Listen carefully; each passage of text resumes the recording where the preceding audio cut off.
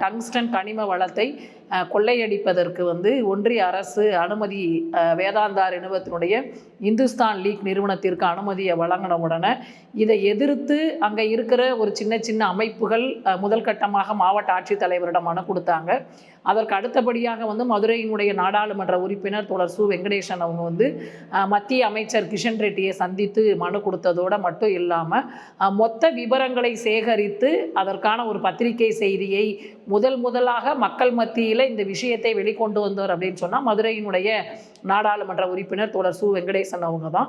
அவருடைய நாடாளுமன்றத்தில் அவருடைய உரை மக்கள் மத்தியில் நல்ல ஒரு பிரதிபலிப்பை ஏற்படுத்தி இருந்துச்சு. அரைப்படி மண்ணை கூட நாங்கள் வேதாந்தாவிற்கு தருவதை அனுமதிக்க மாட்டோம் என சொல்லி நாடாளுமன்றத்தில் தோழர் சு வெங்கடேசனுடைய உரைக்கு பின்னாடி அந்த பகுதியில் இந்திய ஜனநாயக வாலிபர் சங்கத்தின் சார்பாக மக்கள் மத்தியில் விழிப்புணர்வை உருவாக்குவதற்கு ஒரு 3 நாள் நடைபயணத்தை இந்திய ஜனநாயக வாலிபர் சங்க சார்பாக நடத்தினாங்க.